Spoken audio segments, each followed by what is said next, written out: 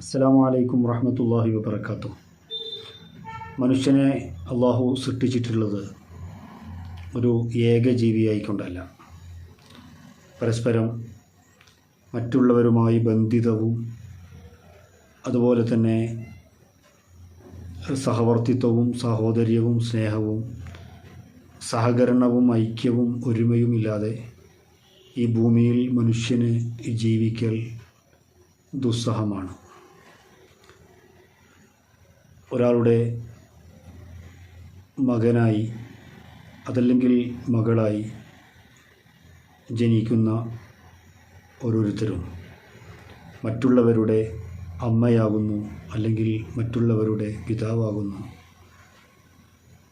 മറ്റുള്ളവർക്ക് ഒരേ സമയം തന്നെ ജ്യേഷ്ഠനാകുന്നു, അല്ലെങ്കിൽ അനുജനാകുന്നു, അല്ലെങ്കിൽ സഹോദരനാകുന്നു, സഹോദരിയാകുന്നു.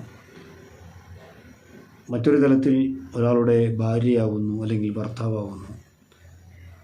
ഇങ്ങനെ പരസ്പര ബന്ധിതമായി സാമൂഹികമായ ചുറ്റുപാടുകളിലൂടെ കടമകളും കടപ്പാടുകളും നിർവഹിച്ച് മറ്റുള്ളവർക്ക് വേണ്ടി ക്ഷമിച്ച് മറ്റുള്ളവർക്ക് വേണ്ടി ത്യജിച്ച് സഹിച്ച് ഇങ്ങനെയൊക്കെയാണ് മനുഷ്യജീവിതം ഈ ഭൂമിയിൽ സാധ്യമാകുന്നത്. അപ്പോൾ ഈ ഒരു ലോകക്രമത്തിൽ മനുഷ്യൻ്റെ ആവാസ വ്യവസ്ഥിതിയുടെ ഭാഗമായിക്കൊണ്ട് വിശുദ്ധ ഇസ്ലാം മുന്നോട്ട് വെക്കുന്ന അതിൻ്റെ ആരാധനകളുടെ ഒരു ദർശനം, അതാണ് നമ്മളിന്ന് സംസാരിക്കുന്നത്. അല്ലാഹു സുബ്ഹാനഹു വ തആല ബുദ്ധിയും പ്രായപൂർത്തിയും എത്തിയ എല്ലാ പുരുഷനും എല്ലാ സ്ത്രീക്കും നിർബന്ധമായി കൽപ്പിച്ച ഒരു കാര്യമാണ് 5 നേരത്തെ നിസ്കാരം എന്ന് പറയുന്നത്. അല്ലാഹു സുബ്ഹാനഹു വ തആല ഈ 5 നേരത്തെ നിസ്കാരങ്ങൾ മനുഷ്യന് നിർബന്ധമാക്കുമ്പോൾ അതിന് വ്യത്യസ്തമായ ചുറ്റുപാടുകളുണ്ട്. മനുഷ്യൻ്റെ ഗ്രാമീണമായ അവൻ്റെ ജീവിതം, ദൈനംദിനമായ ജീവിതം, അവൻ്റെ യാത്രകൾ, അവൻ്റെ ജോലികൾ, അവൻ്റെ ഉത്തരവാദിത്തങ്ങൾ, ഇതെല്ലാം നിർവഹിച്ചുകൊണ്ട് തന്നെയാണ് മനുഷ്യൻ ഈ 5 നേരവും കൃത്യമായി നിസ്കരിക്കേണ്ടത്. അവിടെ യാത്രക്കാർക്ക് സമയങ്ങളിൽ ചില അഡ്ജസ്റ്റ്മെൻറ്റുകൾ, നീക്കുപോക്കുകൾ ഇസ്ലാം അനുവദിക്കുന്നുണ്ട്.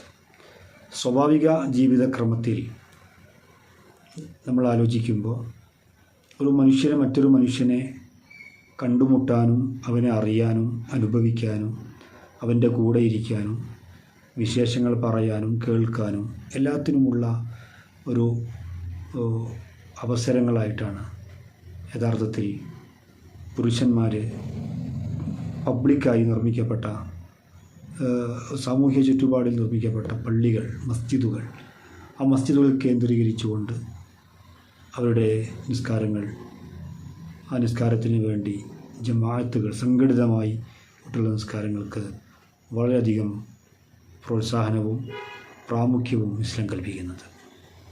വിശുദ്ധ ഖുർആനിൽ പള്ളികളെക്കുറിച്ചുള്ള പരാമർശമുള്ള എല്ലായിടത്തും ഫീഹി റിജാലുൻ, ആ പള്ളികളെക്കുറിച്ച് പരിചയപ്പെടുത്തിയെടുത്ത് അള്ളാഹു പറയുന്നുണ്ട്, അവിടെ പുരുഷന്മാരുണ്ട്. ആ പള്ളിയിൽ പുരുഷന്മാർ, അവർ കർമ്മനിരതരാണ്. അപ്പോൾ പുരുഷനും അതുപോലെ തന്നെ സ്ത്രീക്കും നിസ്കാരമുണ്ടെങ്കിലും സ്ത്രീകളെ സംബന്ധിച്ചിടത്തോളം അവർക്ക് അവരുടേതായ ഒരു ചുറ്റുപാടിൽ ഉത്തരവാദിത്തങ്ങളും പ്രയാസങ്ങളും ഉള്ളവരായതുകൊണ്ട് തന്നെ പുരുഷനെ പോലെ ഇസ്ലാം അതേ രീതിയിൽ അതേ അളവിൽ എല്ലാ ആരാധനയ്ക്കും അവർക്ക് ചില നിർബന്ധങ്ങൾ അല്ലെങ്കിൽ നിബന്ധനകൾ അള്ളാഹു വെച്ചിട്ടില്ല എന്നുള്ളതാണ്. ഒരു പുരുഷന് പള്ളിയിൽ വന്ന് സംഘടിതമായി ജമാഅത്തായി ഒരു ഇമാമിനു കീഴിൽ നിസ്കരിക്കുന്ന പ്രതിഫലം, അതേ പ്രതിഫലം തുല്യമായി ഒരു സ്ത്രീക്ക് അവളുടെ വീട്ടിൽ വെച്ച് ലഭിക്കുന്നു എന്നുള്ളതാണ്. നമ്മുടെ സാമൂഹികമായ ആധുനികമെന്ന് നമ്മൾ വിശേഷിപ്പിക്കുന്ന, അല്ലെങ്കിൽ സാംസ്കാരികമെന്നും പ്രബുദ്ധമെന്നും സാക്ഷരമെന്നൊക്കെ നമ്മൾ വിളിക്കുന്ന നമ്മുടെ ഈ ലോകക്രമത്തിൽ തന്നെ തൊഴിലാളികൾക്ക് 2 തരം നീതികളാണ്, 2 തരം കാഴ്ചപ്പാടുകളാണ്. സ്ത്രീ തൊഴിലാളികളാണെങ്കിൽ അവരുടെ വേതന സ്കെയിലുകൾ അത് വ്യത്യസ്തമാണ്. ഒരു പുരുഷനാണെങ്കിൽ അവിടെ കൂലി കൊടുക്കുന്നിടത്ത് വിവേചനങ്ങളുണ്ട്. അതല്ലെങ്കിൽ ഇക്വാലിറ്റി, സമത്വമില്ല എന്നത് നമ്മൾ തുറന്ന് സമ്മതിക്കുകയാണ്. എന്നാൽ ഈ ആരാധനകളുടെ പ്രതിഫലം നിശ്ചയിക്കുന്നതിൽ സ്ത്രീക്കും പുരുഷനും ഇസ്ലാം ഒരേ പ്രതിഫലമാണ് കൊടുക്കുന്നത്. അത് ആ സ്ത്രീ വീട്ടിൽ വെച്ച് നിസ്കരിച്ചു എന്നതുകൊണ്ട് അവളുടെ പ്രതിഫലം ഒട്ടും കുറയുന്നില്ല. അപ്പോൾ ഓരോ ആളുകളെയും ഓരോ വിഭാഗത്തിൻ്റെയും ജീവിത ചുറ്റുപാടുകളെയും സാഹചര്യങ്ങളെയും ജൈവികമായി അവരുടെ ബലഹീനതകളെയും അല്ലെങ്കിൽ അവരുടെ തിരക്കുകളെയും ഒക്കെ ഉത്തരവാദിത്തങ്ങളെയൊക്കെ പരിഗണിച്ചുകൊണ്ടാണ് അല്ലാഹു തആല ദീനിൻ്റെ ആരാധനാ കർമ്മങ്ങളിലുള്ള നിയമങ്ങൾ അല്ലാഹു തആല സംവിധാനിച്ചിട്ടുള്ളത് എന്ന് പഠിക്കാനും മനസ്സിലാക്കാനും വേണ്ടിയാണ് നമ്മൾ നിസ്കാരത്തിൻ്റെ ഉദാഹരണമെടുത്തത്. വ്യത്യസ്തമായ ഇടങ്ങളിൽ നിന്ന്, വ്യത്യസ്തമായ വീടുകളിൽ നിന്ന് ഒരു പള്ളി എന്ന് പറയുന്ന ഒരു പൊതു ഇടത്തിൽ വന്ന് ജനങ്ങൾ നിസ്കരിച്ചു പോകുമ്പോഴേക്കും അവിടെ നടക്കുന്നൊരു സാമൂഹികമായ മാറ്റം അല്ലെങ്കിൽ സാമൂഹികമായൊരു ഷെയറിങ്, സാമൂഹികമായി അവിടെ ഉണ്ടാകുന്ന മനുഷ്യർ തമ്മിലുള്ള വാങ്ങൽ കൊടുക്കലുകൾ അത് എത്രമാത്രം സമ്പന്നമാണ്, എത്രമാത്രം സമ്പുഷ്ടമാണ് എന്ന് നമ്മൾ വിലയിരുത്തേണ്ടതുണ്ട്. ഒരു മനുഷ്യൻ്റെ വേദനയെ അറിയാൻ, ഒരു മനുഷ്യൻ്റെ പട്ടിണിയെ അറിയാൻ, ഒരു മനുഷ്യൻ്റെ പരിഭവങ്ങളെ വായിച്ചറിയാൻ, ഒരു മനുഷ്യൻ്റെ സങ്കടങ്ങളെ കേൾക്കാൻ, അവന് ആശ്വാസം എത്തിക്കാൻ, ഒരു രോഗിയെ സന്ദർശിക്കാൻ, ഒരു ജീവിതം മുട്ടിപ്പോയ ഒരാൾക്ക് ആ ജീവിതം മുന്നോട്ട് കൊണ്ടുപോകാനുള്ള ഒരു സാമ്പത്തികമായ അല്ലെങ്കിൽ മറ്റ് സപ്പോർട്ടുകൾ ചെയ്യാൻ, ഇങ്ങനെ എന്തെല്ലാം കാര്യങ്ങൾ മനുഷ്യർ ഒത്തുകൂടുന്നിടത്ത് നടക്കുന്നു എന്നുള്ളതാണ്.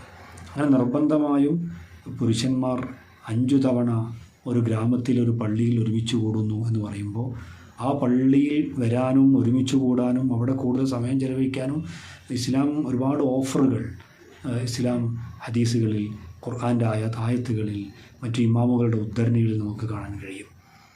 അതുകൊണ്ടാണ് ഒരു ഹദീസിൽ മുത്തുനബി സ്വല്ലല്ലാഹു അലൈഹി വസല്ലം പറയുന്നത്, അഹബുൽ ബിലാദി ഇലല്ലാഹി മസാജിദുഹ, ഈ ഭൂമിയിൽ ഒരു ഗ്രാമത്തിൽ ഏറ്റവും പുണ്യമായ ഇടം അത് പള്ളിയാണ്. അബ്ഗദുൽ ബിലാദി, ഏറ്റവും ദുഷിച്ച ഇടം, ഏറ്റവും കോലാഹലങ്ങളും സംഘട്ടനങ്ങളും വെറുപ്പുകളും വിദ്വേഷങ്ങളും എല്ലാ മാലിന്യങ്ങളും കുന്നുകൂടുന്ന സ്ഥലം അത് അങ്ങാടികളാണ് എന്ന് പറയാൻ കാരണം. അപ്പോൾ മനുഷ്യൻ ഏറ്റവും നല്ല സ്ഥലത്താണ് ഒരു മനുഷ്യൻ്റെ ഏറ്റവും കൂടുതൽ സമയം അവൻ ചെലവഴിക്കേണ്ടത്, അവൻ്റെ സമയം വിനിയോഗിക്കേണ്ടത്. ആ ഒരു മനുഷ്യനാണ് ഏറ്റവും നല്ല ഉണ്ടാവാൻ സാധ്യതയുള്ളത് എന്നുകൂടി നമ്മെ പഠിപ്പിക്കുകയാണ് പരിശുദ്ധമായ ഹദീസിൽ ചെയ്യുന്നത്. അതുകൊണ്ട് ഓരോ പള്ളികളും വിളംബരം ചെയ്യുന്നത് ഇത്തരം നല്ല ഒരു സൗഹൃദത്തെ, മനുഷ്യൻ്റെ ജീവിതത്തെ മെച്ചപ്പെടുത്താൻ ആവശ്യമായ ഒത്തുകൂടലുകളാണ്. ആരാധനകളാണെങ്കിൽ പോലും അതിനകത്തും ഇത്തരം സൗഹൃദത്തിൻ്റെ ഒരു പാലം, മാനവികതയുടെ ഒരു പാലം. ഇത് മുസ്ലിങ്ങൾക്ക് മാത്രമല്ല, മറ്റു എത്രയെത്ര ജനവിഭാഗങ്ങളാണ്, മറ്റു മതത്തിൽ വിശ്വസിക്കുന്ന ആളുകളാണ് ഒരു പള്ളി കേന്ദ്രീകരിച്ചുകൊണ്ട്, ഒരു പള്ളിയെ ആശ്രയിച്ചുകൊണ്ട് അവർക്ക് ആശ്വാസം കണ്ടെത്തുന്നത്. ഇതിന് കൂടുതൽ ഉദാഹരണങ്ങൾ പറയേണ്ടതില്ല.